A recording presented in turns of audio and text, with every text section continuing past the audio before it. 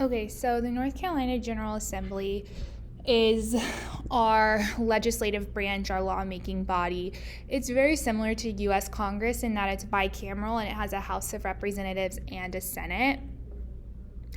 The powers of the General Assembly, they are much broader than this, but these are just a few major ones. They're able to pass statutes, which are laws applying to the entire state.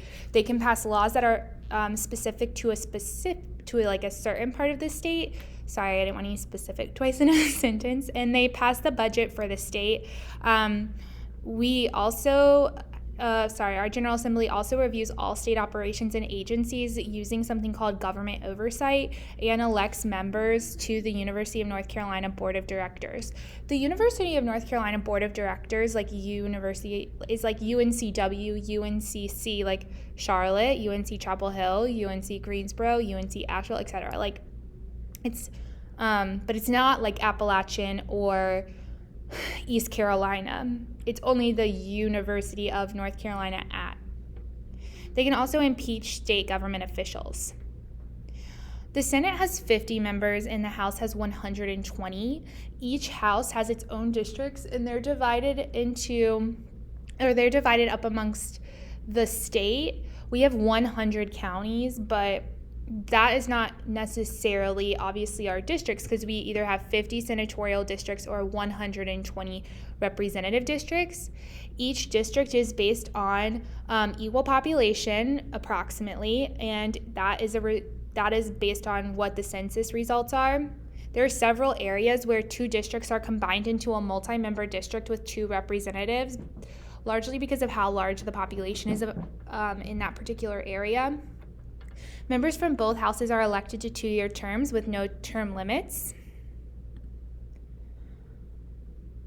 We have in the Senate the Speaker of the House, the President of the Senate, which is the Lieutenant Governor, the President pro tempore, which is John Alexander, and the House of Representatives has a Speaker of the House. In order to be a member of the House, you need to be a U.S. citizen, 21 years old, and have lived in the district for a year before the election, whereas for the Senate, you need to be a U.S. citizen for at least 2 years, 25 years old, and live in the district for a year before the election. Here's what I was trying to say. The House has a speaker. The official Senate leader is the Lieutenant Governor, similar to the Vice President, but they only break ties just like the Vice President. And the unofficial Senate leader is the President pro tempore. The House leader is currently Tim Moore. The official Senate leader is Dan Forrest, and the unofficial Senate leader is Phil Berger. They're all Republicans, and currently both houses have a majority Republican. Population. In odd number of years, they meet from January to June. So right now, they are currently meeting, because it's 2021, but next year in 2022, they'll only meet for about 6 weeks. They're really part-time legislators.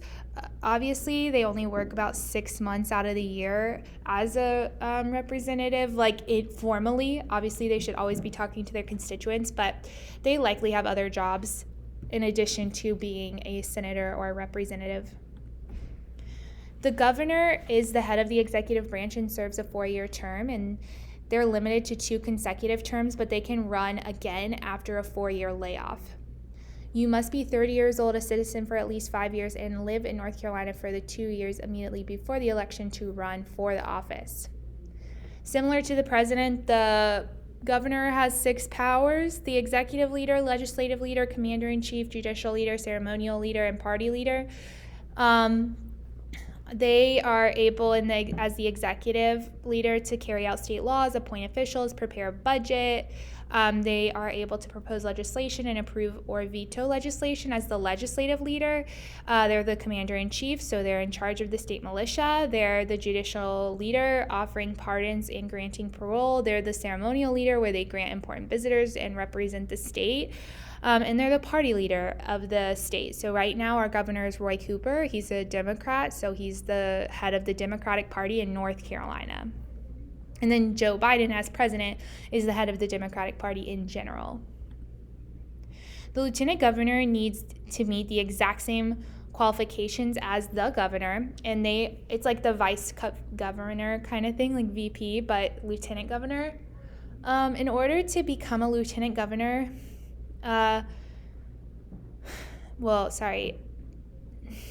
you just need to meet all the qualifications as a governor, which I have already said, sorry. But if the governor's office becomes vacant for any reason, the lieutenant governor becomes governor, and they can serve a 4-year term with the same qualifications needed as the governor. They're the head of the Senate, and they serve on various commissions and boards, and they're voted on a separate ticket than the governor, and they don't necessarily have to be from the same party. Right now, Dan Forest is our lieutenant governor. He's a Republican. Roy Cooper is our governor, and he's a Democrat. Our cabinet is made up of 10 departments. These are a few, and each of the heads of the departments are appointed by the governor. The council of the state is different than the cabinet because it has 8 agencies, and each department is directly elected by the voters, and they are generally like career employees who have earned their jobs based on skills. They are not just like getting an appointment from a friend.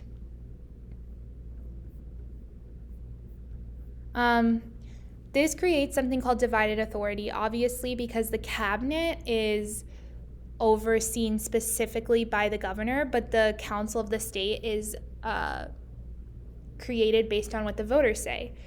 This creates a divided executive branch. There's pros to this because you, as a voter, get a bigger say in how the government's run. It leads to less corruption, and it makes like all agencies less dependent on the governor for their jobs. However, the negative is few citizens in North Carolina are educated enough or informed enough to make good choices, and so that can lead to confusion in the running of the government and who to vote for and who's most qualified. We're going to stop here. Email me if you have any questions.